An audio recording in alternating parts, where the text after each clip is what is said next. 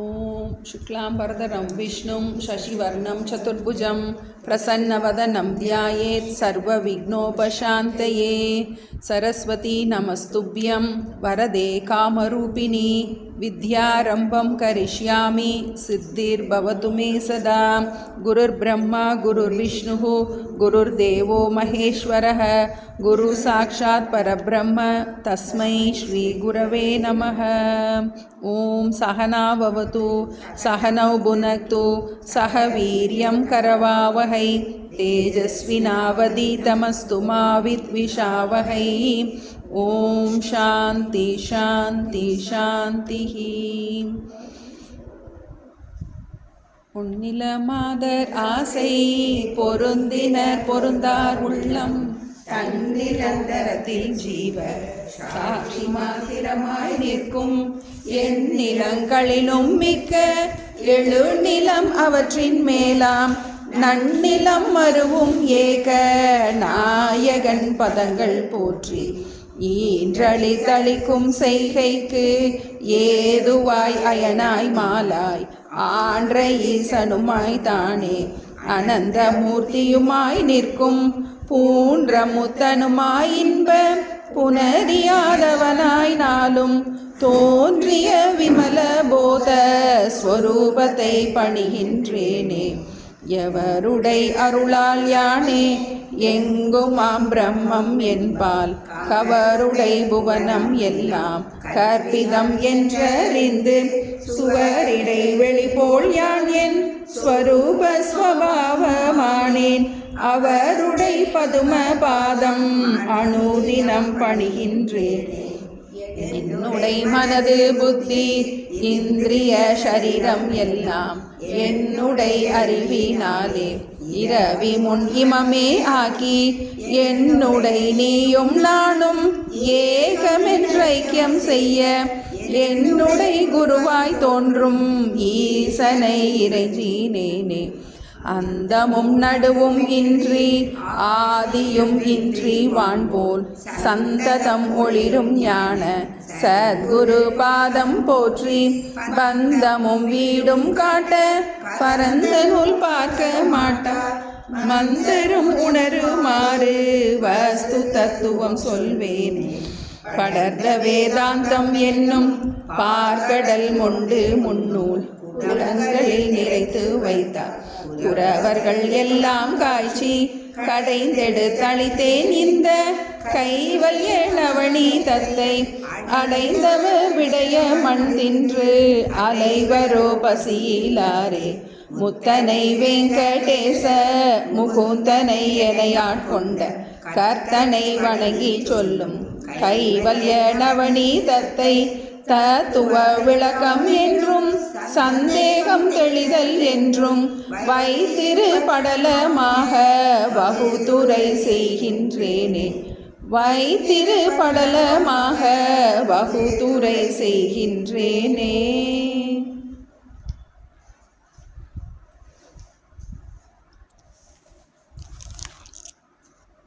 நரகுழி பறித்து மெல்ல நாட்டிய நெடிய கம்பம் உரமுற குத்தி குத்தி உரைப்பிக்கும் உபாயம் போல பரம சிற்சொரூபம் தன்னில் பற்றிய மனோவிருத்தி திறநிலை பெற சந்தேகம் தெளிதலை மொழிகின்றேனே. நற்கடு துடையோன் ஆகி ஞானவான் ஆகி நின்றோன் மற்கட நியாயம் போல மகாபூத விகாரம் தொட்டு நேர்குண விதேக முக்தி நிலை பரியந்தம் சொன்ன சர்க்குருவினை விடாமல் சந்ததம் அனுசரித்தான். சந்ததம் புருஷன் தன்னை சாயை போல் விடாமல் மைந்தனை நோக்கி சாட்சி மாத்திரமாய் நின்றாயோ. சிந்தையில் ஐயம் எல்லாம் தீர்ந்தவோ தெளிவின் உள்ளே அந்தரம் கலந்ததுண்டோ அனுபவம் உரை செய்வாயே என உரை தருளும் ஆசான் இருபதம் வணங்கி எந்த ஜனனவன் காட்டில் மோக தம தெழு வேத பேய்கள் உணதருள் உதய வெற்பில் உபதேச அருகண் தோன்றி மனவிழி தெரிய ஞான வான்கதிர் பறந்தால் உண்டோ மனவிழி தெரிய ஞான வான்கதிர் பறந்தால் உண்டோ. கைவல்ய நவநீதத்தில் 2 பகுதி இருக்குன்னு பார்த்தோம். தத்துவ விளக்கப்படலம், சந்தேகம் தெளிதல் படலம். சிஷ்யனுடைய பிரார்த்தனைக்கு கேட்டு குருவானவர் தத்துவங்களை முறையாக உபதேசம் பண்ணினார்னு பார்த்தோம். நன்றாக ஜீவஸ்வரூபம், ஈஸ்வரஸ்வரூபம், ஜெகத் ஸ்வரூபத்தை முறையாக நமக்கு உபதேசம் பண்ணதுக்கப்புறம் அடுத்து சந்தேகம் தெளிதல் படலத்துக்கு வந்திருக்கும். முதல் 5 பாடல் முக உரையாக அமைஞ்சிருக்கு. சந்தேகம் அப்படின்னாலே சம்சயம்னு சம்ஸ்கிருதத்தில் சொல்கிறோம். இதுவா அதுவா அப்படின்னு 2 இதுக்கு இடையில் ஒரு முரண்பாடு இருக்கும்போது அதை நம்ம சமன்வயம் படுத்துறதுக்கு இந்த சந்தேகம் தெளிதல் படலம் நமக்கு ஐயம் திரிபு வர நமக்கு இந்த விஷயம் நமக்கு ஆழமாக பதியும். ஏன்னா நம்ம பலவிதமான சம்பிரதாயத்துலேருந்து கேட்டுட்டு வந்திருந்துருக்கலாம். துவைதத்துலேருந்து வந்திருந்துருக்கலாம், விசிஷ்டாத்வைதத்துலேருந்து வந்திருக்கலாம், யோக மார்க்கத்துலேருந்து வந்திருக்கலாம், பௌத்தத்துலேருந்து வந்திருக்கலாம். ஒரு இதுலேயும் மோட்சத்துக்குரிய சாதனமும் வேறையாக இருக்குது. மோட்சம்னாலே வித்தியாசமாக சொல்லப்பட்டு பார்க்குறோம். நம்ம பல இதில் நமக்கு இறந்ததுக்கப்புறம் ஸ்வர்கலோகத்துக்கு போகிறது, இல்லாட்டி வைகுண்டத்துக்கு போகிறது, சிவலோக பிராப்தி, அதை தான் மோட்சம்னு பல மதத்தில் சொல்லப்பட்டிருக்கு. நம்மளும் முதல்ல சின்ன வயசுலேருந்து அப்படி தான் நம்ம கேட்டுட்டு வந்திருக்கோம். இறைவன் வேற, ஜீவன் வேற. ஜீவன் ஜீவாத்மா இறைவன்கிட்டருந்து பிரிஞ்சு வந்திருக்கு. திரும்பவும் பக்தி பண்ணி கசிந்து உருகி தன்னுடைய புண்ணிய பாபத்தை சமம் பண்ணி என்ன பண்ணணும், இறந்ததுக்கப்புறம் வேறு ஒரு லோகத்தில் போய் மோட்சத்தை அடைஞ்சு பிறவாமையை அடைவது அப்படின்னு நம்ம சின்னதுலேருந்து அப்படி தான் கேட்டுட்டு வந்திருக்கோம். இப்போ நம்ம அத்வைதத்தில் நமக்கு வேறு விதமான மோட்சத்துடைய ஸ்வரூபம் வித்தியாசமாக சொல்லப்பட்டிருக்கு. மோட்சங்கிறது ஒரு நாள் அடையப்படுறது கிடையாது. அடையப்படுவது எல்லாம் அனித்தியம். எது வந்ததோ வந்தது போயிடும். மோட்சங்கிறது உன்னுடைய யதார்த்த ஸ்வரூபம். உன்னுடைய ஸ்வரூபமே மோட்சம்தான். நம்ம பந்தத்துக்கு காரணம் அஜ்ஞானம்னு சொல்லப்பட்டிருக்கு. என்னுடைய ஸ்வரூபமே மோட்சம்தான், அது எனக்கு தெரியாமல் மாயாசக்தி மறைச்சிருக்கு. இப்போ குரு சாஸ்திரத்தை பயன்படுத்தி நம்ம என்ன பண்ணுறோம், இந்த ஞானத்தை அடைந்து இருக்கும்போதே வாழும்போதே நாம் நித்திய முக்தன்கிறத புரிஞ்சிக்கிறோம் அப்படின்னு கொஞ்சம் ஒரு டிஃப்ரெண்ட் ஆஸ்பெக்டில் நம்மளை கொண்டு போகுது நமக்கு அத்வைத வேதாந்தத்தை. இப்போ இதனால் நமக்கு என்ன ஆகும், நம்மளுடைய குரு சொல்லி கொடுத்ததை நம்ம முதல்ல அப்படி கேட்டுகிட்டே வர்றோம். கேட்கும்போது அது ஏற்புடையதாக இருக்கலாம். மற்றவங்ககிட்ட போய் பேசும்போது என்ன ஆகும், நமக்கு ஆட்டம் காணலாம். ஏன்னா நமக்கும் இன்னும் முழுமையாக நிதித்தியாசனம் பண்ணலை, அதனால் இன்னும் ஜீவபாவம் போகலை. அப்போ என்ன பண்ண முடியல, அவங்க சொன்னது சரியாக இருக்குமோ அப்படின்னு என்ன ஆகும், நம்ம இன்னும் கொஞ்சம் என்ன பண்ணணுமா, இன்னும் வேறு எதுவும் பண்ணணுமா, இன்னும் பூஜை பண்ணணுமா, இன்னும் ஜெபம் பண்ணணுமா, இன்னும் நான் அதில் சொல்லியிருக்கு 7 அவஸ்தையில் துக்கம் போதல் ஆனந்த பிராப்தின்னு சொல்லியிருக்கு. முழுமையாக எல்லா துன்பத்திலிருந்தும் விடுபடுகின்றான் இந்த ஜீவன் முக்தன்கிறத பார்க்குறோம். ஆனால் எனக்கு ஞானம் இருக்குது, ஆனால் ஞானத்தின் பிரயோஜனம் கிடைக்கல அப்படிங்கும்போது என்ன ஆகுது, ஒரு டவுட் வரலாம். நமக்கு எல்லாத்துலேயுமே டவுட் வரும். நம்ம குரு சொல்லி கொடுக்குறாரு, அவருக்கு முதல்ல ஞானம் இருக்குமா, அவருக்கு இதில் நிஷ்டையில் இருப்பாரா, அவர் கஷ்டம் வந்தால் எப்படி இருக்கும், இந்த மாதிரிலாம் நம்ம கேள்வி வரும். தப்பு கிடையாது. அப்போ இந்த மாதிரி பல கேள்விகள். அப்போ கோயில் போக வேண்டியது இல்லையா, இப்போ ஈஸ்வரன்னா யார், ஏன்னா சாஸ்திரம் ஜீவனும் ஈஸ்வரனுக்கும் பேதம் இல்லைன்னு சொல்லிடுச்சு. ஏன்னா நம்ம இவ்வளோ நாள் பூஜை பண்ண ஈஸ்வரனும் நானும் ஒன்று அப்படின்னு நம்ம சாஸ்திரம் சொல்கிற தத்துவமசிலாம் படிச்சிட்டோம். நம்ம வாச்சியார்த்தம் லட்சியார்த்தம் படிச்சிட்டோம். இருந்தாலும் யாராவது கேள்வி கேட்கும்போது நமக்கு பதில் சொல்ல தெரியாது. ஏன்னா நமக்கே அதில் நிஷ்டை நமக்கு ஆன்சர் தெரியாது ஃபஸ்ட்டு. அப்போது இந்த மாதிரி பல கேள்விகளை என்ன பண்ணுறாரு தாண்டாயுர சுவாமிகள், இந்த சிஷ்யன் சொல்லி கொடுக்கறதன் மூலமாக நமக்கு வரக்கூடிய பலவிதமான சந்தேகங்கள், அது நிறையா தத்துவ விளக்க படலத்தை மட்டும் அடிப்படையாக வச்சு கூட கிடையாது, ஜென்ரலாக சாஸ்திரத்தில் இருக்க எல்லா விஷயத்தையும் தேர்ந்தெடுத்து இதில் சொல்கிறார். நாங்கள் இப்போ ஒரு கேம்ப் போயிட்டு வந்தோம், கைவல்ய நவநீதம் கேம்ப்பு. சாக்ஷாத் கிருத்தானந்தான்னு சொல்லிட்டு ரிஷிகேஷ்லேருந்து சுவாமிஜி எடுக்க வந்தேன். அப்போ அவர்கிட்ட ஒரு பையன் சத் சங்கத்தில் ஒரு கேள்வி கேட்டான். கைவல்ய நவநீதத்தில் எல்லாமே இருக்குதுன்னு சொல்கிறீங்க, 3 மூன்று குடங்களில் நிரப்பி வைத்தார்னு பார்க்கணும். நம்ம அந்த பிரஸ்தான திரயத்தில் இருக்க எல்லா தாத்பரியமும் இதில் கொடுக்கப்பட்டிருக்கு. அப்போ இதில் இல்லாத ஏதாவது ஒரு விஷயத்தை எங்களுக்கு நீங்கள் சத் சங்கத்தில் சொல்லுங்கள் அப்படின்னு சொல்லிட்டு அவன் அந்த பையன் கேட்டான். அவர் நேரம் யோசித்து பார்த்துட்டு இது ஒரு முழு நூல் அப்படின்னாரு. இது ஒரு ஸ்பெஷல் நூல் இது ஒரு முழு நூல்.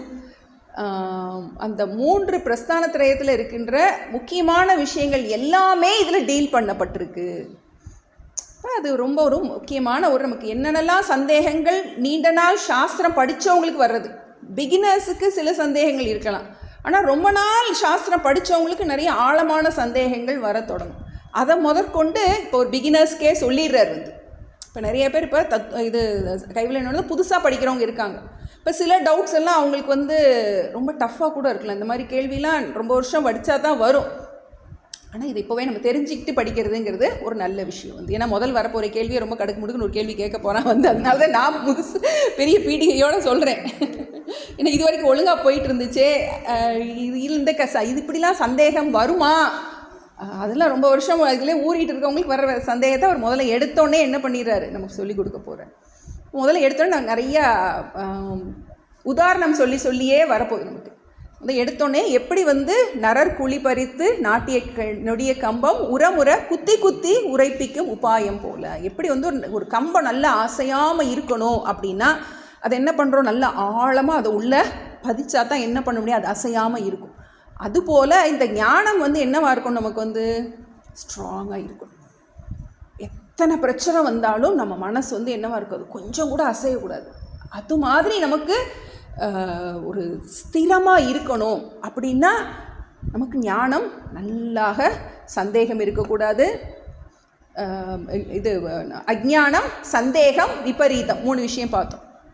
அஜ்ஞானம்னா நான் ஜீவன்கிறத தப்பான ஒரு ஞானத்தில் இருக்கிறது. நான் பிரம்மமாம் தன்னை மறந்த பேதமையே அஜ்ஞானம். சந்தேகம்ங்கிறது என்னது, நமக்கு பலவிதமான மதங்களில் இருந்து வந்திருக்கலாம். மதங்களில் நமக்குள்ளுக்குள்ளே இருக்கிற பலவிதமான அவாந்தர பேதங்கள், விசிஷ்டாத்வைதம் இருக்குது, சைவ சித்தாந்தம் இருக்குது, இஸ்கான் இருக்குது. நம்ம இஸ்கானில் சொல்லுவாங்க நீங்கள் ஜெபம் பண்ணாலே போதும் அப்படின்னு சொல்லுவாங்க. நம்ம இங்கே வேறு மாதிரி சொல்கிறோமே, நம்ம ஜெபம் பண்ணுறது முக்கியம், ஆனால் அது உனக்கு அடுத்த படிக்கு எடுத்து சொல்லும், இதனால் உனக்கு முழுமையான மோட்சம் வராதுன்னு நம்ம சொல்லுவோம். இப்போ இதெல்லாத்தையும் நம்ம யுக்திபூர்வமாக நிரூபிக்கணும். நமக்கு அடுத்து விபரீதம்னு ஒருத்தவங்க கேட்டாங்க. விபரீதம்னா என்னது, தவறான ஒரு அறிவு. நம்ம சாஸ்திரம் இவ்வளோ இப்போ தான் முதல்ல நம்ம பிரம்மம்னு சொல்லியிருக்கு ஆனால் நம்ம என்ன பண்ணலாம், நம்ம பழக்க தோஷம் போக மாட்டேங்குது. நம்ம ஜீவனாகவே நினச்சி நம்ம அந்த ஒரு எண்ணத்திலேயே நம்மளால் அந்த பழைய வாசனையை விட முடியாமல் இருக்கிறதுக்கு பேர் விபரீத பாவனைன்னு நம்ம சொல்லுவோம். தவறான ஒரு அந்த கருத்தை நம்மளை திருத்தி அமைக்க முடியலை, புரிஞ்சிருச்சு, ஆனாலும் என்ன பண்ண முடியல, உள்ளுக்குள்ளே ஒரு கரெக்ஷன் நம்ம பண்ண வேண்டியது இருக்குது. இப்போ வேறு ஒன்றும் கிடையாது, நீங்கள் உங்கள் வீட்டில் இருக்க கிச்சன் ஷெல்ஃபை ஒரு நாள் மாற்றி வச்சுட்டீங்க. இந்த பக்கத்தில் லெஃப்ட்டில் இருக்க ஷெல்ஃபை ரைட்லையும், ரைட்டில் இருக்க ஷெல்ஃபை லெஃப்ட்லையும் மாற்றி வச்சுட்டு சமையல் பண்ண போங்க. தடுமாற்றமாக இருக்கும். இங்கே கையை விடுவோம், அங்கே கையை விடுவோம், இங்கே கையை விடுவோம், அங்கே கையை விடுவோம். எதனால, இவ்வளோ நாள் பழகிட்டோம். கடுகு இங்கே இருக்கும், உப்பு இங்கே இருக்கும்னு இங்கே பழகிட்டோம். நம்ம அப்படி இருக்கும்போது ஒரே வீட்டில் அதே ரூமில் மாற்றி வச்சு பார்க்கணும். வேறு இடத்துல போய் சமைக்கிறது தட் இஸ் டிஃப்ரெண்ட். நம்ம வீட்டிலையே ஒரு இடத்த மாற்றி வச்சு பார்க்கும்போது என்ன ஆகும், நம்மளால் தடுமாற்றம் இருக்குது. அது பேர் விபரீத பாவனைன்னு பேர். பழக்க தோஷத்தினால் உண்டான ஒரு தவறான அறிவை இப்போ நம்ம சரி பண்ணியிருக்கோம். இப்போ நமக்கு நான்கிறத உடம்பு மனசாவே யோசிச்சு பழகியிருக்கோம். இப்போ நமக்கு புதுசாக நீ பஞ்சகோஷம் புத்திர பஞ்சகோஷ குகை விட்டு வெளியில் ஆவாய், சிவோகம் என்று இருந்திடாயே, இப்பெல்லாம் நமக்கு நிறைய படிச்சிருக்கோம். உண்மையிலேயே உன்னை நீ அறிவாயாகி உனக்கு ஒரு கேடும் இல்லை அப்படின்னு அதெல்லாம் படிச்சிருக்கோம். புரிஞ்சாலும் என்ன பண்ண முடியாது, இந்த பழக்கத்திலேருந்து விடுபட முடியாது. அதுக்கு பேர் விபரீத பாவனைன்னு பேர். இப்போ நமக்கு இந்த கம்பு நல்லா நட்டினா தான் என்ன பண்ண முடியும், ஆடாமல் இருக்கும். இப்போ நமக்கு வாழ்க்கையில் 2 விஷயம் என்னென்னா, சாதன சதுஷ்டயம் நம்ம படித்தோம். சாதன சதுஷ்டயம் முழுமையாக இல்லைனாலும் ஞானம் வந்துடும். அது ஒரு மாயையோட ஒரு ஸ்பெஷல் இது. நம்ம ஞானம் வந்தோன்னே என்ன நினச்சிடுவோம், நமக்கு முடிஞ்சு போச்சுன்னு நினைப்போம். ஆனால் ஞான நிஷ்டைக்கு அதுக்கப்புறம் என்ன பண்ணணும், விபரீத பாவனை போகணும். அதுக்கு நம்ம ரொம்பவும் முயற்சி பண்ணணும். அப்போது நமக்கு சாதன சதுஷ்டயம் முழுமையாக இல்லைனாலும் ஞானம் வந்துடும். அதுக்கப்புறம் நம்ம என்ன பண்ணணும், சாதன சதுஷ்டயத்தை நம்ம வளர்த்துக்கிட்டு ஆகும். அப்போ தான் என்ன பண்ண முடியும், முழுமையாக இந்த பிரயோஜனம் நமக்கு கிடைக்கும். இப்போ நமக்கு இந்த கம்பம் நன்றாக ஆழமாக நம்ம மனசில் அந்த நானே எங்குமாம் பிரம்மங்கிறது முழுமையாக நமக்கு மனசில் பதியணும். அதுக்காகத்தான் இந்த சந்தேகம் தெளிதல் படலத்தை எழுதுகிறேன் அப்படின்னு சொல்லிட்டு சொன்னாருன்னு பார்த்தோம். இந்த சிஷ்யனானவன் உபதேசம் முடிஞ்சதுக்கப்புறமும் குருவை விட்டு போகலை. எப்படி குரங்கு குட்டி எப்படி அம்மாவை கவிக்கிட்டு இருக்கோ அது போல் என்ன பண்ணுறான், குரு கூடயே இருக்கான். ஏன்னா இன்னும் அவனுக்கு டவுட் வருது, புரியுது, ஆனாலும் அப்படின்னு என்ன பண்ணுறான், அவனால் அந்த ஒரு கன்விக்ஷன் வரல. அவனால் என்ன பண்ணுறான், கூடவே இருக்கான். சத்குருவினை விடாமல் சந்ததம் அனுசரித்தான். எப்படி இருக்கான், அப்படி சாயை போல் விடாமல் அப்படி நிழல் மாதிரி குரு கூடையே இருக்கான். இருக்கும்போது ஒரு நாள் அவர் என்ன கேட்குறாரு, கேள்வி கேட்குறாரு, சாட்சி மாத்திரமாய் நிற்கின்றாயோ. முக்கியமான விஷயம், நீ உன்னை சாட்சிங்கிற அதை ஓனப் பண்ணிட்டியா, உன்னுடைய ஜீவபாவத்தை விட்டுட்டியா, நீ பூர்ணங்கிறத மறக்காமல் இருக்கியா, பிரம்மங்கிறத மறக்காமல் இருக்கியா. ஏன்னா பிரம்மமாம் தன்னை மறந்த பேதமையே அஜ்ஞானம். இப்போ சாட்சி மாத்திரமாக இருக்காயா, உனக்கால் மேக்சிமம் டைமில் உன்னால் என்ன பண்ண முடியுது, என்ன பிரச்சனை வந்தாலும் உன்னால் அகம் சாட்சின்னு சொல்ல முடியுதா. சிந்தையில் ஐயம் எல்லாம் தீர்ந்தவோ, உனக்கு டவுட் எல்லாம் போயிருச்சா. தெளிவின் உள்ளே அந்தரம் கலந்ததுண்டோ, அப்பப்போ என்னாது கொஞ்சம் புலம்புறது இன்னும் இருக்கா, இன்னும் அந்த ஜீவபாதம் மேலே எந்திரிச்சு வருதா. அனுபவம் உரை செய்வ, உன்னுடைய அனுபவத்தை நீ சொல்லு அப்படின்னு குரு கேட்குறார். இப்போது அவன் பேச தொடங்கினான். என உரைத்த அருளும் ஆசான் இருபதம் வணங்கி எந்தாய் ஜனன வன்காட்டில் மோகத்தமத்து எழு வேத பேய்கள் உனது அருள் உதய வெற்பில் உபதேச அருக்கன் தோன்றி மனவெளி தெரிய ஞான் கதிர் பறந்தால் உண்டோ. எக்ஸாம்பிளோட சொல்கிறார். அந்த குருவிட்ட தன்னுடைய ஸ்ரத்தையை வெளிப்படுத்துகிறான். ஜனன வன்காட்டில் மோகத்தமத்து எழு வேத பேய்கள். சம்சாரத்தை வர்ணிக்கிறார். காடு, அது எப்படிப்பட்ட காடு, இருட்டான காடு. நமக்கு அதை விஷுவலைஸ் பண்ணணும். நம்ம அந்த மாதிரி ஒரு காட்டுக்குள்ளே போய் யாருமே இல்லாமல் தன்னந்தனியாக மாட்டிட்டு இருட்டுக்குள்ளே இருந்தோன்னா எப்படி இருக்கும் அப்படிங்கிறத நம்ம அப்படி விஷுவலைஸ் பண்ணி பார்க்கணும். அதுபோல் என்ன பண்ணியிருக்கோம், சம்சாரத்துக்குள்ளே இந்த உடம்புக்குள்ளே வந்துட்டோம். பெரிய அந்த உலகங்கிற ஒரு காடு தான் அதுக்குள்ளே என்ன பண்ணிட்டோம், வந்துட்டோம். இருள் இருக்கு. மோகத்தமத்து எழு பேத பேய்கள், அறியாமை, நான் யாருங்கிறதே எனக்கு தெரியல. யோசிச்சு பார்க்கணும். இப்போ நமக்கு திடீர்னு நமக்கு யாரும் மறந்து போயிடுச்சு, எங்கேயோ ஒரு காட்டுக்குள்ள எங்கேயோ திடீர்னு நமக்கு யாருன்னே மறந்து போயிடுச்சுன்னா நமக்கு எப்படி என்ன ஏதுன்னு தெரியலன்னா எப்படி இருப்போம் நமக்கு. அது மாதிரி நமக்கு யாருங்கிறது நமக்கு தெரியலை. தமத்து எழு வேத பேய்கள், சரியாக தெரியல, இருட்டு. பார்த்ததெல்லாம் அரண்டவன் கண்ணுக்கு இருண்டதெல்லாம் பேய் அப்படிங்கிற மாதிரி. என்னது பேய்னா இங்கே பேத பேய்கள் நிறையா. என்ன சொல்கிறோம், சாஸ்திரம் ஒன்று தான் இருக்குதுன்னு சொல்லுது, ஆனால் நமக்கு பலவிதமான பேதம் கண்ணுக்கு தெரியுது. அதை என்ன சொல்கிறாரு, பேயின்னு சொல்கிறாரு. எப்படி நம்ம பயமுறுத்தும், பேயினானது பயப்படுறோம். அந்த மாதிரி உலகத்தில் எதை பார்த்தாலும் பயமாக தான் இருக்குது. எதுலேருந்து எப்போ பிரச்சனை எப்போ வெடிக்கும், ஏதோ புண்ணியத்தில் வண்டி ஓடிக்கிட்டு இருக்குது. யாருக்குனாலும் எப்போனாலும் எதுலேருந்துனாலும் என்ன ஆகும், பிரச்சனை வந்துடலாம். அது காரணம் என்ன, அந்த பேதம், அந்த அஜ்ஞானத்தினால் உண்டான பேத பேய்கள் என்ன ஆச்சுன்னு சொல்கிறான். உனது அருள் உதய வெற்பில் உபதேச அருக்கன் தோன்றி மனவெளி தெரிய ஞான் கதிர் பறந்தால் உண்டோ. மோகத்தமத்தில் பேத பேய்கள் உதய வெற்பில் உபதேச அருக்கன் தோன்றி. இருட்டாக இருக்குது, என்ன பண்ணனே தெரியல, தடுமாறி எங்கேயோ காட்டில் போய் மாட்டிக்கிட்டோம். டக்குனு ஒரு வெளிச்சம் லைட் வந்துட்டால் எப்படி இருக்கும் நமக்கு, அப்பா அப்படின்னு என்ன பண்ணுறது. அது மாதிரி தடுமாறி வாழ்க்கையில் தடுமாறிட்டு இருக்கும்போது ஒரு சூரியன் மாதிரி யார், ஒரு குரு வழிகாட்டுறார் நமக்கு. போய் திருப்பதியில் போய் எங்கேயோ போய் மாட்டிக்கிட்டோம்னா, ஒரு கூட்டத்தில் போய் மாட்டிக்கிட்டோம், ஃபோன் போட்டு போகக்கூடாது, எங்கே யார் வந்திருக்காங்கன்னு தெரியாது. இப்போ யாரோ ஒருத்தர் நம்மளை பார்த்து கூட்டிகிட்டு போகிறதுக்கு இருக்காங்கன்னா நமக்கு எப்படி இருக்கும். அது மாதிரி இருட்டு காட்டுக்குள்ளே ஒரு சூரியன் மாதிரி ஒரு நமக்கு உபதேச அருக்கண் தோன்றி, அருக்கண்ணா சூரியன், உபதேசமாகிய அனுகிரகமாகிய அந்த குரு அவர் என்ன சொல்கிறாரு, உன்னை நீ அறிவாயாகில் உனக்கு ஒரு கேடும் இல்லை அப்படின்னு சொல்லிட்டு சொல்லி கொடுக்குறார். அதனால என்ன எனக்கு இல்லை, அதனால எனக்கு மனவிழி தெரிய ஞான வான்கதிர் பறந்தால் உண்டோ அப்படின்னு ஆக்ஷேபார்த்தம். நான் இருட்டுக்குள்ளே தடுமாறிக்கிட்டு இருந்தேன், இப்போ நீங்கள் எனக்கு உபதேசம் கொடுத்துட்டீங்க அதனால் எனக்கு மனவிழி தெளிய, என்னுடைய அறிவு கண்ணால் என்னால் நன்றாக விஷயத்தை பார்க்க முடிகின்றது.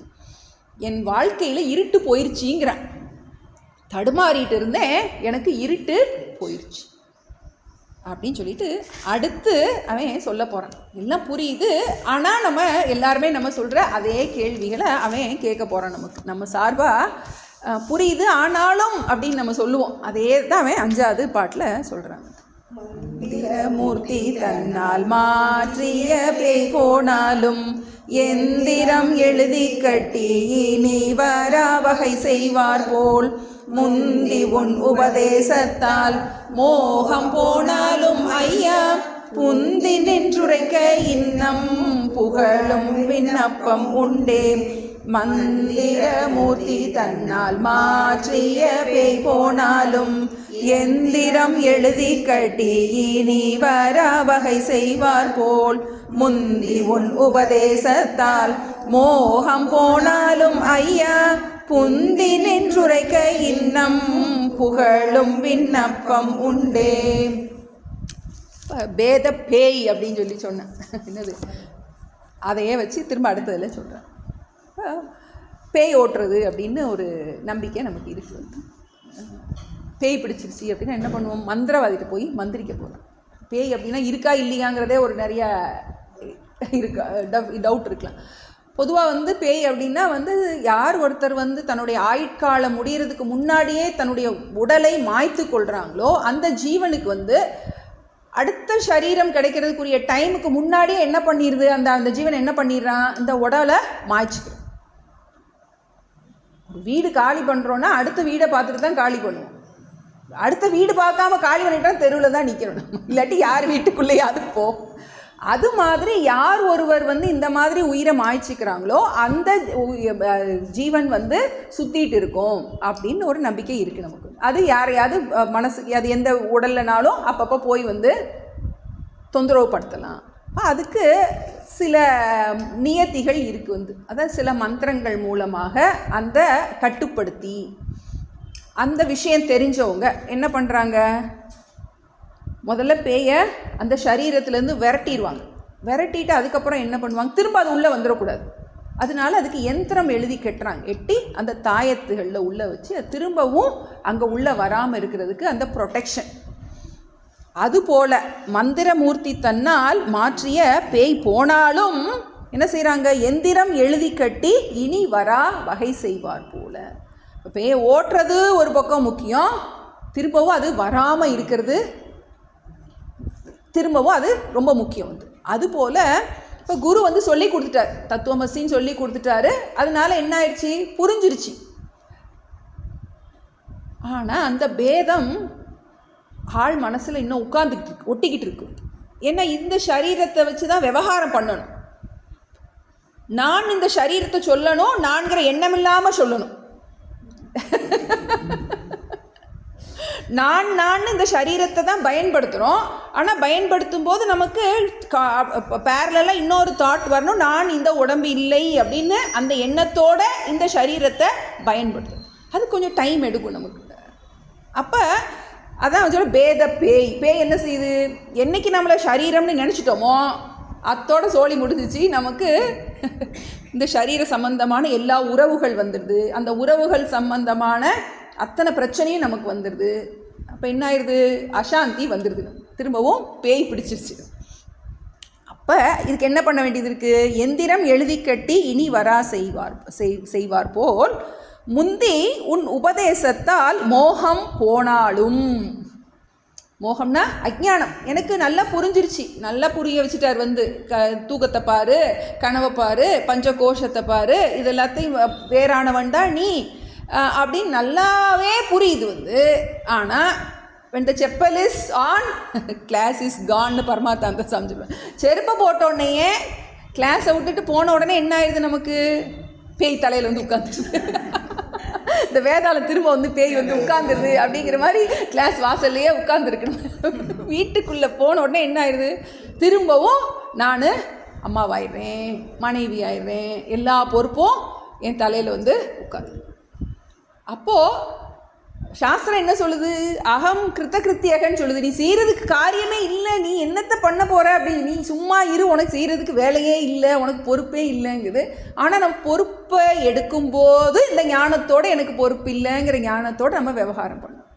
அப்போது மோகம் போனாலும் ஐயா புந்தி நின்று உரைக்க இன்னம் புகழும் விண்ணப்பம் உண்டு. எனக்கு புரியுது, எல்லாம் புரியுது, இருந்தாலும் என்னுடைய புத்தியில் உரைக்கென நன்றாக நிலை பெற, இந்த விஷயம் எனக்கு நன்றாக ஆழ் மனசில் பதிகிறதுக்காக சில விண்ணப்பங்கள் உண்டு. எனக்கு சில ரெக்வெஸ்ட் இருக்குங்கிறேன், எனக்கு சில கேள்விகள்லாம் இருக்குது, அதை நீங்கள் எனக்கு சரி பண்ணி எனக்கு தெளிவுபடுத்தணும் அப்படின்னு அவன் குரு கிட்ட சமர்ப்பணம் பண்ணுறான். நமக்கு நிறையா இனிமேல் கேள்விகளை சொல்ல போகிறார். 6லேருந்து இனி 14 வரைக்கும் சந்தேகத்தை கொடுக்குறாரு. பிரமாணத்தால் அறி என்றும் வாக்கு கேட்டாது, ஏகமாம் பிரம்மம் என்றும் இதயத்தால் உணர்வாய் என்றும் சோகமா மனத்திற்கேட்டா சுயம் ஜோதி என்றும் சொன்னீர், மோகமாம் 2 சங்கை முளைத்தன பரிதீடீரே, ஆகம பிரமாணத்தால் அறி என்றும் வாக்கிற்கெட்டாது, ஏகமாம் பிரம்மம் என்னும் இதயத்தால் உணர்வாய் என்றும் சோகமா மனத்திற்கேட்டா சுயம் ஜோதி என்றும் சொன்னீர், மோகமாம் 2 சங்கை முளைத்தன பரிதீடீரே. சம்சயம் 2 விதம்னு போன கிளாஸில் சொன்னேன். பிரமாண சம்சயம், பிரமேய சம்சயம். பிரமாண சம்சயம், பிரமேய சம்சயம். இப்போ நமக்கு அறிவு ஒரு இதில் வருது அப்படின்னா அதுக்கு ஒரு கருவியை பயன்படுத்தி தான் நமக்கு அறிவு வருது. அது பேர் பிரமாணம்னு பேர். ஒரு பிரமாணத்தை பயன்படுத்தி அந்த பிரமாத்தா, அறிபவனுக்கு பேர் பிரமாத்தா, அறிகின்ற கருவிக்கு பேர் பிரமாணம். பிரமாத்தா பிரமாணத்தினால் பிரமேயத்தை அடைகின்றான். பிரமேயம்னா அறியப்படு பொருள். பிரமாணம் பிரமேயம் 2 சந்தேகம் வரலான்னு நம்ம சொல்லுவோம். அறியப்படு கருவியில் சந்தேகம் வரலாம், அறியப்படுற விஷயத்தில். பிரமாணம் பிரமேயம், பிரமேயம்னா அறியப்படு பொருள். அறியப்படு கருவியில் நமக்கு சந்தேகம் வரலாம், அறியப்படு பொருளில் சந்தேகம் வரலாம். பிரமாணம் அறியப்படும் அறியும் கருவி. முதல்ல அதில் தான் அவன் கேள்வி கேட்குறான், அந்த பிரமாணத்தில் ஏற்படுகின்ற சந்தேகம். நமக்கு சாஸ்திரத்தில் கேள்வியே கொஞ்சம் டஃப்பான கேள்வி கேள்வியே ஃபஸ்ட்டு புரியும். புதுசாக வர்றவங்களுக்கு கொஞ்சம் அதை ஆழமான விஷயந்தான் இப்போ சாஸ்திரத்தில் எப்படி சொல்லியிருக்கு அப்படின்னா, அந்த ஆத்மா அல்லது பிரம்மத்தை வார்த்தைகளால் புரிய வைக்க முடியாது அப்படின்னு சொல்லப்பட்டிருக்கு. வார்த்தைகளால் தான் புரிய முடியும் அப்படின்னு சொல்லப்பட்டிருக்கு. 2 கருத்துமே சொல்லப்பட்டிருக்கு. ஆகம பிரமாணத்தால் அறி என்றும் வாக்குக்கு எட்டாது ஏகமாம் பிரம்மம். ஏகமாம் பிரம்மம், அந்த ஒன்றாகிய பிரம்மம் ஆகம பிரமாணத்தால் அறிய முடியும். ஆகமம் அப்படின்னாலே வேதாந்தத்தினால, சாஸ்திரத்தினால, சாஸ்திர வார்த்தைகள்னால. ஆகமக அப்படின்னாலே ஆனாலே இறைவன், கமன வந்தது, இறைவனிடம் வந்தது. வேதத்தினால் இந்த பிரம்மத்தை அறிய முடியும் என்றும் வாக்குக்கு எட்டாது. சாஸ்திரம் எப்படி சொல்லுது? அதை பிரமாணத்தினால அறிய முடியும், சாஸ்திர பிரமாணத்தினால அறிய முடியும்னு சொல்லப்பட்டிருக்கு, அறிய முடியாதுன்னு சொல்லப்பட்டிருக்கு. இது முதல் கேள்வி. ஆகம பிரமாணத்தால் அறி என்றும் வாக்குக்கு எட்டாது ஏகமாம் பிரம்மம். அந்த ஒன்றான பிரம்மம் ஆகம பிரமாணத்தினால் அறிய முடியும்னோ அறிய முடியாதுன்னு சொல்லப்பட்டிருக்கு. இது விவேக சூடாமணியில் முதல் ஸ்லோகமே வரும். சர்வ வேதாந்த சித்தாந்த கோச்சரம் தம் அகோச்சரம். அது இந்திரியங்களால் அறியப்படாததாக இருக்கின்றது, அறியப்படுவதாகவும் இருக்கின்றது. சாஸ்திரத்தினால் அறியப்படாததாக இருக்கின்றது, அறியப்படுவதாகவும் இருக்கின்றது அப்படின்னு முதல் கேள்வி, முதல் டவுட். ரெண்டாவது டவுட், அந்த ஏகமாம் பிரம்மம் இதயத்தால் உணர்வாம் என்றும் சோகமாம் மனதிற்கு எட்டா சுயம் ஜோதி என்றும் சொன்னி. ரெண்டாவது கேள்வி, அந்த பிரம்மமானது இதயத்தால் உணரப்படுகின்றது, மனதினால் அறியப்படுகின்றது, மனதிற்கு எட்டாதது. முதல்ல வாக்கிற்கு எட்டும் வாக்கிற்கு எட்டாது அப்படின்னு சொல்லணும். எட்டாதுன்னா புரியாது, வாக்கினால் புரிய வைக்க முடியும்னு சொல்லப்பட்டிருக்கு, வாக்கினால் புரிய வைக்க முடியாதுன்னு சொல்லப்பட்டிருக்கு. அதுபோல் இந்த மனதினால் புரிந்து கொள்ள முடியும்னு சொல்லப்பட்டிருக்கு, மனதினால் புரிந்து கொள்ள முடியாது அப்படின்னும் சாஸ்திரத்தில் சொல்லப்பட்டு. இது ரெண்டாவது கேள்வி. சோகமா மனதிற்கு எட்டா சுயம் ஜோதி. சோகமா மனதுன்னா எப்போ பார்த்தாலும் கவலைப்பட்டுட்டே, மனசுன்னா என்னது, கவலை தான் என்ன இருக்குன்னு வந்து அப்படிப்பட்ட ஒரு அடைமொழி கொடுக்குறார். அந்த மனதிற்கு எட்டாத சுயம் ஜோதி, அது தானே பிரகாசிக்கக்கூடிய அந்த ஆத்மஸ்வரூபத்தை என்ன பண்ண முடியாது, உன்னுடைய மனதினால் அறிய முடியாதுங்கிற வார்த்தைகளும் வேதத்தில் இருக்குது, அறிய முடியுங்கிறதும் வேதத்தில் இருக்குது. மோகமாம் இரண்டு சங்கை முளைத்தன. அறியாமை காரணம், மோகம்னா மயக்கம், மயக்கம் காரணமாக எனக்கு இரண்டு சங்கைனா சந்தேகம், எனக்கு ரெண்டு சந்தேகம் முளைச்சிருக்கு, எப்படி களை மாதிரி முளைச்சிருக்கு வந்து என்னோட மனசில் இருக்குது. இதை நீர் பறித்திடீரே, என்ன பண்ணணும், நீங்கள் இதை நீக்கி அருள வேண்டும். நமக்கு இதில் பிரமாணம்னா ஃபஸ்ட்டு என்னன்னு தெரியணும். ஏன்னா இப்போ பிரமாணத்தில் ஏற்படுற சந்தேகம். இப்போ நமக்கு சாஸ்திரத்தில் 6 நம்ம முதல்ல கேள்வி ஃபஸ்ட்டு புரிஞ்சிருச்சு இல்லையா, வந்து மனதிற்கு எட்டுமா எட்டாதா, வாக்கிற்கு எட்டுமா எட்டாதா. சாஸ்திரம் பொதுவாக எப்படி சொல்ல போகுது அப்படின்னா, இதை டைரெக்டாக புரிய வைக்க முடியாது. ஆத்மாவை என்ன பண்ண முடியாது, டைரெக்டாக புரிய வைக்க முடியாது. ஏன்னா மற்ற எல்லா விஷயங்களையும் நம்ம நேரடியாக அறிஞ்சிக்கிறோம். ஏன்னா மற்ற எல்லா விஷயங்களும் அறியப்படும் பொருள். அதனால் என்ன பண்ண முடியும், நம்மளால் அதை டைரெக்டாக புரிஞ்சிக்க முடியும். இப்போ ஆத்மாங்கிறது அறிபவனாகவே இருக்கிறதுனால சாஸ்திரம் ஒரு யுக்தியை கையாளுகின்றது. வாச்சியார்த்தத்தினால புரிய வைக்க முடியாது, லட்சியார்த்தத்தினால புரிய வைக்க முடியும். நம்ம ஏற்கனவே பார்த்தோம். நம்ம தத்துவமசிங்கிறதுல வாச்சியார்த்தத்தினால புரிய வைக்க முடியாது, லட்சியார்த்தத்தை பயன்படுத்தி புரிய வைக்க முடியும். இப்போ இதில் நமக்கு என்ன பண்ண போகுது அப்படின்னா, நேரடியான வார்த்தைகளால் என்ன பண்ண முடியாது, இந்த வஸ்துவை புரிய வைக்க முடியாது. அதனால சாஸ்திரம் வார்த்தைகளை முரண்படுத்தி என்ன பண்ண போகுது, புரிய வைக்க போகின்றது. நேரடியான வாக்கினால் இதை புரிஞ்சிக்க முடியாது, முரண்படுத்தின வார்த்தைகளால் புரிஞ்சிக்க முடியும். நான் அடுத்த பாட்டையும் படிக்கும்போது உங்களுக்கு கொஞ்சம் புரியும். இன்னும் கொஞ்சம் இதுக்கு நிறையா எக்ஸ்ப்ளனேஷன் கொடுத்தா தான் புரியும். அடுத்த பாட்டை படிச்சுட்டு நம்ம வருவோம்.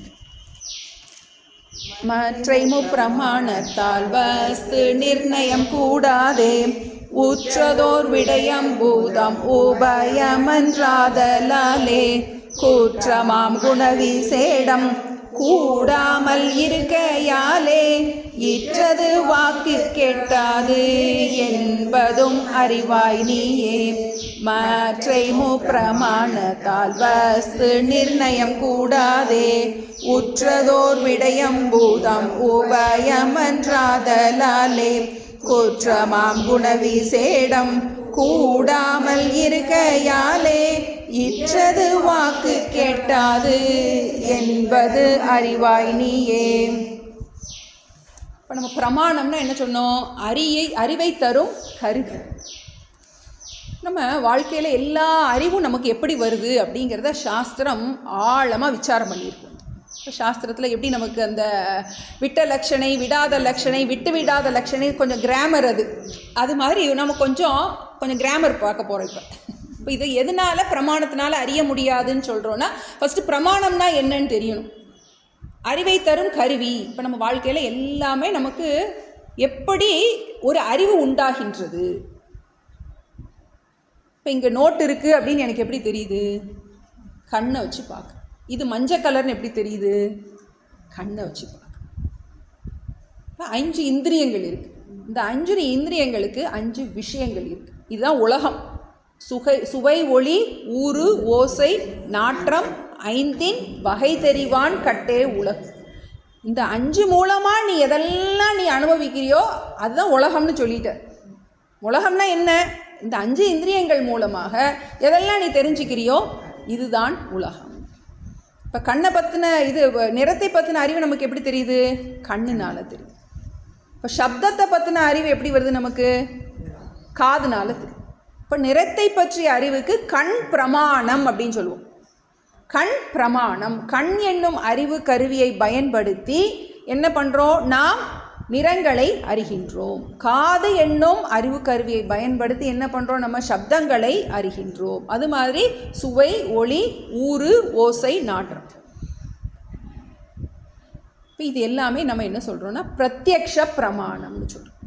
நேரடியாக நம்ம என்ன பண்ண முடியுது? இந்திரியங்களால் நமக்கு அறிகின்றது. இதுக்கு பேர் பிரத்யக்ஷ பிரமாணம். இப்போ சொர்க்கம் இருக்கிறது அப்படிங்கிறது நமக்கு தெரியுமா? தெரியாது. இப்போ நாஸ்திகர்கள்லாம் ஏன் நம்ம கடவுள் நம்ப மாட்டேங்கிறாங்க அப்படின்னா, மெய்ப்பொருள் அல்லது இறைவன் இந்த மாதிரி இந்திரியங்களால் என்ன பண்ண முடியாது? பார்க்க முடியாது. அதனால தான் அவங்க என்ன பண்ணுறாங்க? இந்த பிரத்யக்ஷ பிரமாணத்தின் மூலமாக எது அறிய முடியுமோ அதை மட்டும்தான் நாங்கள் நம்புவோம் அப்படிங்கிறாங்க. கடவுள் இல்லைங்கிறதுனால நம்ப மாட்டேங்கிறாங்க. இப்போ நம்ம குறுக்கு கேள்வி நிறைய கேட்கலாம். இப்போ அந்த ஃபோன் நீ ஆப்ரேட் பண்ணுறியே, எங்கேயோ என்னமோ அங்கே இருக்கிறது இங்கே பார்க்குற, எப்படி வருது அப்படின்னா கண்ணுக்கு தெரியாத எலக்ட்ரோ மேக்னெட்டிக் வேவ் இருக்குது அப்படின்னு சொல்லி நீ பார்த்தியா? இல்லை சயின்ஸ் சொல்லுது அப்படி. இப்போ சயின்ஸ்லேயே நிறைய முரண்பாடு இருக்குது. நம்ம கேள்வியெல்லாம் கேட்டோம்னா அவங்களால பதில் சொல்ல முடியாது. இருக்குன்னா தான் நம்புவேன் அப்படின்னா இதை நீ எப்படி ப்ரூவ் பண்ணுவ நீ? இப்போது பிரத்யக்ஷ பிரமாணத்தின் மூலமாக நமக்கு அறிவு கிடைக்கும். நம்ம எல்லா உலகத்தில் இருக்க எல்லா அறிவுமே இந்த 5 இந்திரியங்களை பயன்படுத்தி தான் அறிவு வருகின்றது. இது ஒரு பிரமாணம். அறிவு எப்படி வரப்போம்? கொஞ்ச நேரம் வேதாந்தத்தில் மறந்துடுங்க. வாக்கியத்துக்கு 8 அதெல்லாம் மறந்துட்டு அறிவு எப்படி உண்டாகிறதுன்னு 6 விஷயம் நம்ம சொல்லப்பட்டிருக்கு. எதுக்கு படிக்கிறோன்னு தெரியணும். ஏன்னா இந்த பிரம்மம் அல்லது ஆத்மாவை இந்த 6 நாளே தெரிய முடியாது உனக்கு.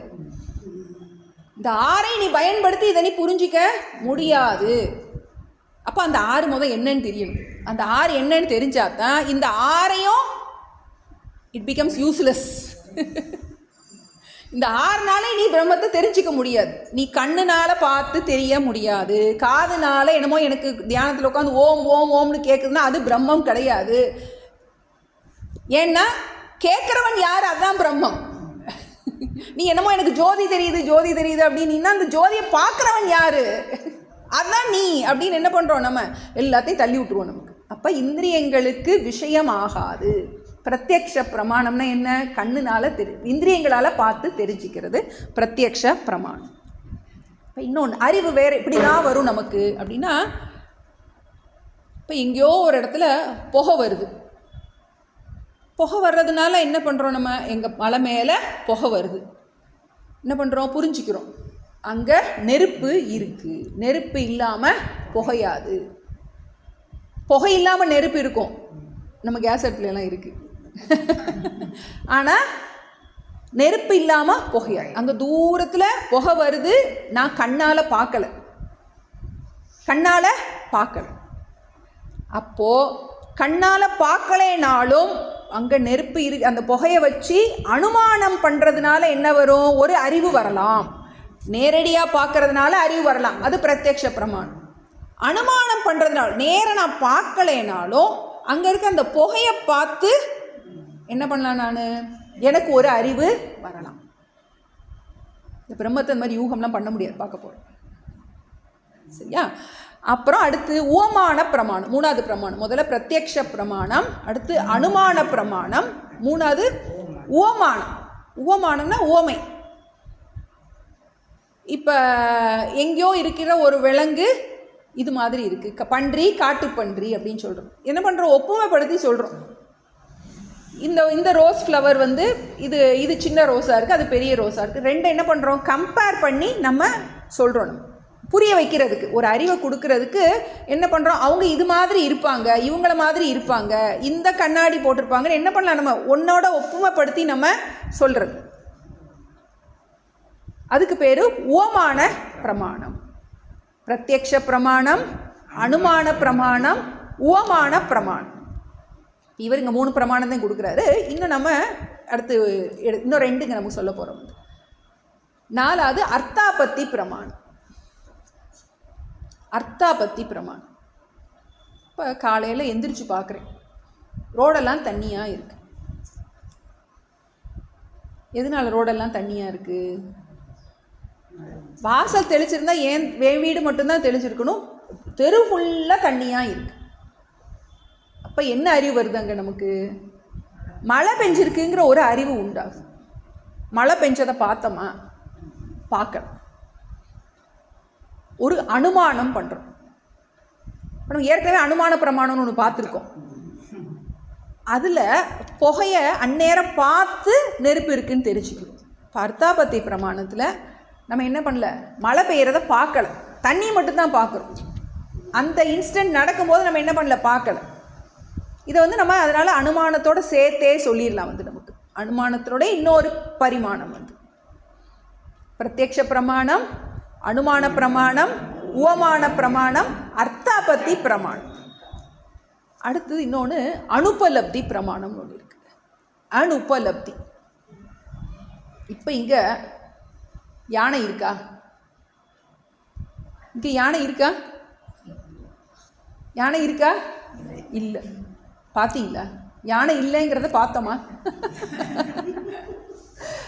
அறிவு உன்னை பார்க்கறதுனால உண்டாகுதுன்னு சொல்கிறோம், உன்னை பார்க்கலைனாலும் உண்டாகுது. ஒரு விஷயத்தை பார்க்கலைனாலும் உண்டாகுது. அப்போது அதுக்கு பேர் அனுபலப்தி அபாவ ஞானம்னு சொல்லுவோம். அபாவம்னா அது இல்லாதது. இல்லாததை பற்றிய அறிவு. ஒரு வஸ்துவை யானை இருக்குன்னு பார்த்து இருக்குன்னு சொல்கிறோம், யானை இல்லைன்னு எப்படி தெரியுது? அது இல்லைங்கிறது ஒரு பிரமாணமாக நம்ம எடுத்துக்கிறோம். இப்போ 5 பிரமாணம் ஆயிடுச்சு. பிரத்யக்ஷ பிரமாணம், அனுமான பிரமாணம், உவமான பிரமாணம், அர்த்தாபத்தி பிரமாணம், அனுபலப்தி. உபலப்தி, உபலப்தினா அதை பார்த்து தெரிவது, அனுபலப்தினா அதை பார்க்காததுனால ஒரு அறிவு உண்டாகின்றது. அடுத்தது 6வது சப்த பிரமாணம். சப்த பிரமாணம். இப்போ எனக்கு தெப்பத்துக்கு போகணும், நான் பக்கத்தில் கேட்குறேன் தெப்பத்துக்கு எப்படி போகணும்.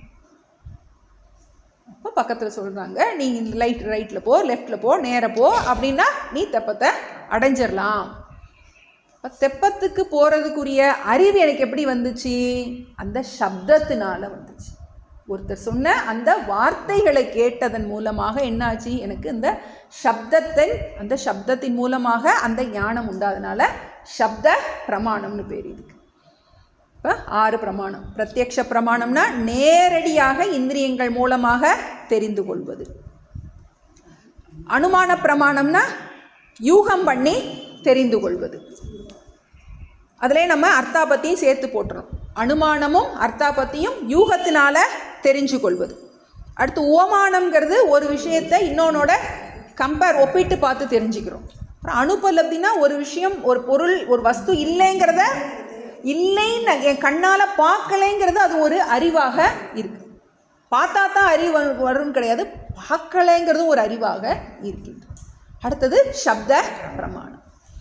இப்போது இந்த பிரம்மத்தை எதில் கொண்டே போடுறது? நம்ம இது எந்த பிரமாணத்தினால அறியப்படுறது? ஏன்னா அவன் என்ன கேட்டால், வாக்கினால் அறிய முடியுமா முடியாதா? ஏன்னா நம்ம இப்போ படித்ததுக்கப்புறம் ஒரு கேள்வி வரும் நமக்கு, நிஜமாவே மாயைன்லாம் ஒன்று இருக்கா அப்படின்னு ஒரு கேள்வி வரும். எப்படி தெரியுது நமக்கு? பிரமாணம் சப்தந்தான், சாஸ்திரம்தான். இல்லை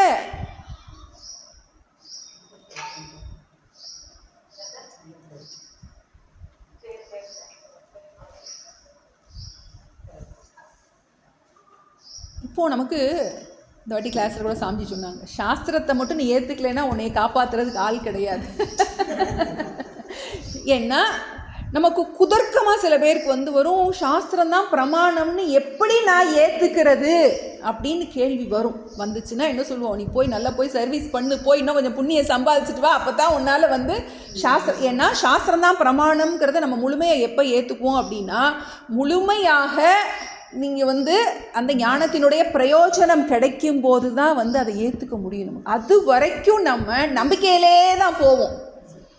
குருவுக்கு அது ஞானமாக இருக்குது, குரு மேலே இருக்கிற ஸ்ரத்தையினால் நான் இதை ஏற்றுக்கிறேன். முழுமையாக எப்போ ஏற்றுக்கிறேன் அப்படின்னா, நமக்கு வித்யதே ஹிருதய கிரந்திஹி சாமி சொன்னாங்க இல்லையா, சித்தியந்தே சர்வ சம்சயாக க்ஷீயந்தே சாசிய கர்மாணி தஸ்மின் திருஷ்டே பராவரே. நீ அந்த பரத்தை நீ பார்த்துட்ட, அப்போத்தான் உனக்கு சாஸ்திரம், ஆமாம் இதைத்தான் சாஸ்திரம் சொல்லிச்சான்னு எப்போ புரியும் உனக்கு? ஒரு இடத்த பற்றி நம்ம விசாரிக்கிறோம், விசாரித்து அந்த இடத்த போய் அடையும் போது தான் அதில் பற்றின சந்தேகம் முழுமையாக போகும்.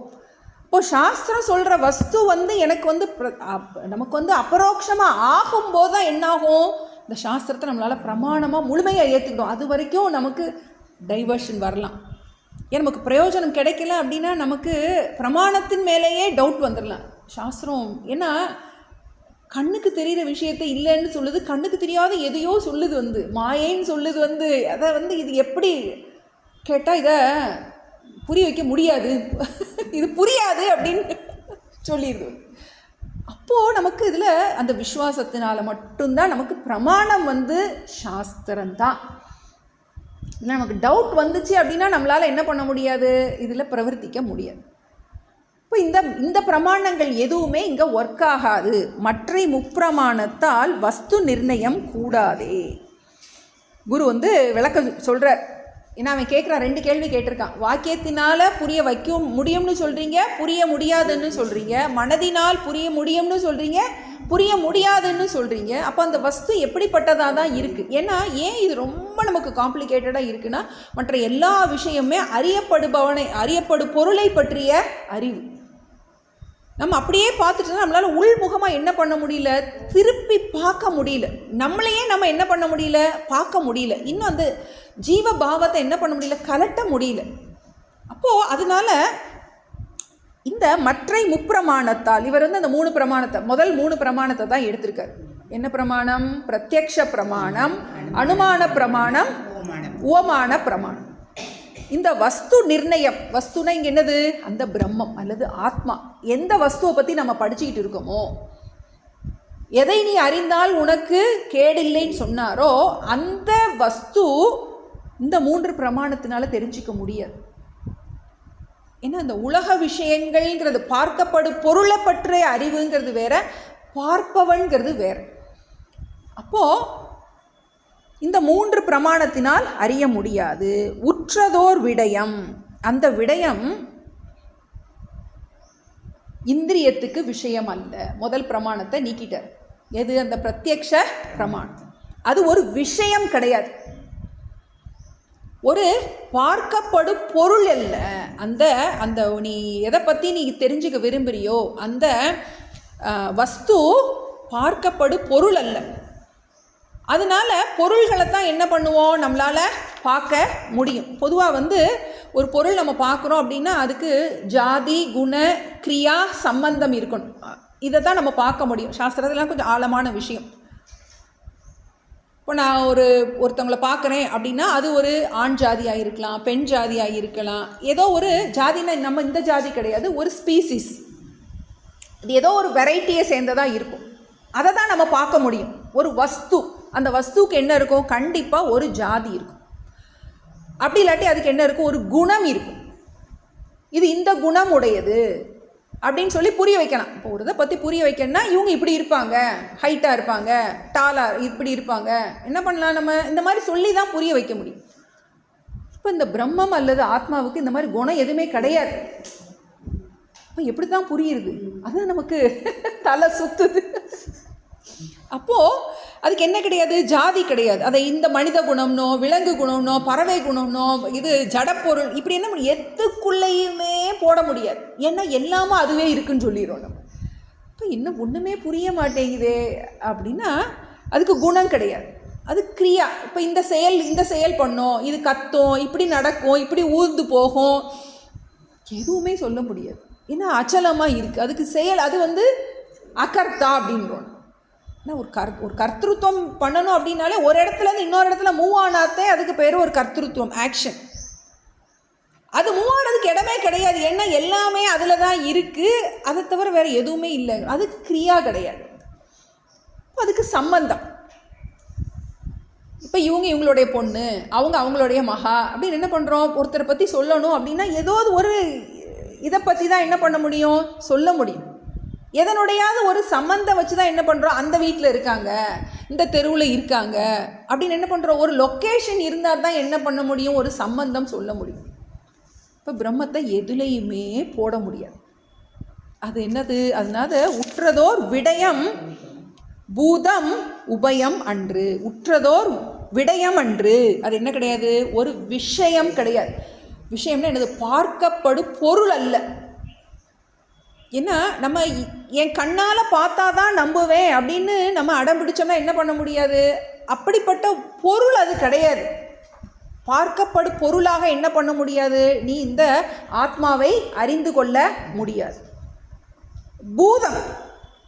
பூதம்னா இங்கே அந்த ஓமான பிரமாணத்துக்கு சொல்கிறேன். எப்படி நமக்கு அந்த அக்னி இருக்குன்னு எதை பார்த்து தெரிஞ்சுக்கிறோம், நம்ம புகை பார்த்து தெரிஞ்சுக்கிறோம்.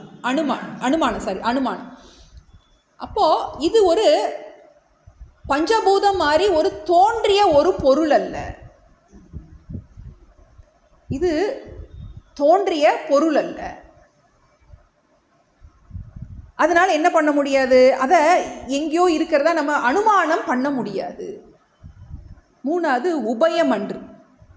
இப்போ கம்பேர் பண்ணி சொல்கிறேன், இவங்கள மாதிரி இருப்பாங்க, அவங்கள மாதிரி இருப்பாங்க அப்படின்னு என்ன பண்ண முடியாது. அப்படி சொல்லி நீ புரிய வைக்க முடியும். எப்படி தான் புரிய வைக்க போகிற, இந்திரியங்களால் பார்த்து தெரிய முடியாது. நீ அனுமானம் பண்ணி என்ன பண்ண முடியாது, தெரிஞ்சிக்க முடியாது. இப்படியா இருக்குமோ அப்படியா இருக்குமோ அப்படின்னு என்ன பண்ண முடியாது. ஆகாசம் மாதிரி இருக்குமோ, ஆகாசத்தை கிட்ட சொல்கிறோம், நமக்கு ஆகாசம் மாதிரி இருக்குமோன்னு சொல்கிறோம், ஆனால் ஆகாசம் கிடையாது. அப்போ உபயம் அன்று, அதுக்கு என்ன பண்ண முடியாது, கம்பேரிசன் கொடுத்து சொல்கிறதுக்கு ஒன்றும் இல்லை. உற்றமாம் விடயம் அன்று, பூதம் அன்று, உபயம் அன்று. ஆதலாலே குற்றமாம் குண விசேடம் கூடாமல் இருக்கையாலே இற்றது வாக்கிற்கு எட்டாது என்பது அறிவாய் நீ. கேள்விக்கு பதில் சொல்கிறார். ஏன் வாக்கியத்தினால புரிய வைக்க முடியாது அப்படின்னா, வாக்கியம் எல்லாமே இந்த மாதிரி ஏதாவது ஒரு கோட் வேர்ட்ஸை கொடுத்து தான் என்ன பண்ண முடியும், உனக்கு புரிய வைக்க முடியும். குற்றமாம் குணம் விசேடம் கூடாமல் இருக்கையால், அதில் என்ன கிடையாது, ஒரு குணமோ விசேஷமோ சொல்ல முடியாது. அதை சொல்லி புரிய வைக்கிறதுக்கு அந்த நம்ம பார்த்தோம்ல, ஜாதி குண கிரியா சம்பந்தம் போன்ற விஷயங்கள் வச்சு என்ன பண்ண முடியாது, இதை நீ புரிய வைக்க முடியாது. கூடாமல் இருக்கையாலே அதனால் புரிய வைக்க முடியாது. ஏன்னா இப்போ நமக்கு இது என்ன சொல்லியிருக்காரு அப்படின்னா, இந்த மெட்டீரியல் சயின்ஸில் நம்ம படிக்கிற விஷயம் எல்லாமே இந்த ஏதாவது ஒரு பிரமாணத்தை வச்சுக்கித்தான் நம்ம புரிஞ்சுக்கிட்டு இருக்கோம். நமக்கு தெரியல, இதை தான் யூஸ் பண்ணிக்கிட்டு இருக்கோன்னு தெரியல, தெரியாமல் இந்த பிரமாணங்களெல்லாம் யூஸ் பண்ணிக்கிட்டு இருக்கோம். நமக்கு அறிவு வருது அப்படின்னா இந்த பிரமாணங்கள், இந்த 6 பிரமாணங்கள் மூலமாக மட்டும்தான் அறிவு உண்டாகின்று. இப்போ இந்த பார்ப்பவனை பற்றிய அந்த திருக்கு நம்ம பார்த்துட்டு இருக்கோம், திருக்குன்னு பார்த்துட்டு இருக்கோம். பார்ப்பவன், அந்த பார்ப்பவன், அந்த ஆத்மாவை பற்றிய அந்த ஞானமானது இதெல்லாம் கூடாமல் இருக்கையாலே அது என்ன பண்ண முடியாது, அது விஷயம் அன்று, பூதம் அன்று, உபயம் அன்று, குண விசேஷம் அதுக்கு கிடையாது. அதனால இந்த பிரம்மமானது வாக்கிற்கு எட்டாது என்று நாம் சொல்கின்றோம். எதனால் அந்த வாக்கிற்கு எட்டாது அப்படின்னோன்னா, இதுக்கு எதுக்குள்ளேயுமே நீ என்ன பண்ண முடியாது, நீ போட முடியாது. ஏன்னா இப்போ நமக்கு அவன் என்ன கேட்டான், தசமன் தன்னை பார்ப்பது போல என் நிஜ வடிவினை யான் காண வேண்டும் என்று கேட்டான். அவர் என்ன சொன்னார், அவர் எப்படி அவர் காட்டி கொடுத்தார், குத்திர பஞ்சகோஷ குகை விட்டு வெளியில் ஆவாய், இப்படிலாம் சொல்லி நீ இதில் தள்ளிட்டீன்னா உனக்கு அது புரியும் அப்படின்ட்டு. இப்போ நேத்தி மூலமாக தான் என்ன பண்ணுறோம், இது அல்லன்னு என்ன பண்ணுது சாஸ்திரம், எதெல்லாம் நீ இல்லையோ அதெல்லாம் விளக்கிட்டு மிச்சம் என்ன இருக்கோ அதுதான் உன்னுடைய யதார்த்த ஸ்வரூபம் அப்படிங்கிறத புரிய வைக்கும். அப்போது இற்றது வாக்கிற்கு எட்டாது. எதனால் இது வாக்கிற்கு எட்டாதுன்னு சொல்கிறோம் அப்படின்னா, என்ன நமக்கு இன்னொரு விஷயம் சொல்லுவோம். நமக்கு சித்த சுத்தி உள்ள மனதுக்கு இது புரியும், சாதன சதுஷ்டயம் உள்ள மனதிற்கு இது புரியும். என்ன அடுத்த மனதிற்கு எட்டாதுன்னு வரும்போது இப்போது மனதினால் தான் இதை புரிய முடியும்னு சொல்கிறோம், மனதினால் இது புரிய முடியாதுன்னு சொல்கிறோம். இப்போ முக்கியமான இது என்னென்னா, நமக்கு இந்த பிரமாணங்கள் எதுவும் இதில் ஒர்க் ஆகாது. ஏன்னா இது அவிஷயம்னு சொல்கிறோம். பிரம்மம் அல்லது ஆத்மா என்பது அவிஷயம், ஒரு புறப்பொருள் அல்ல.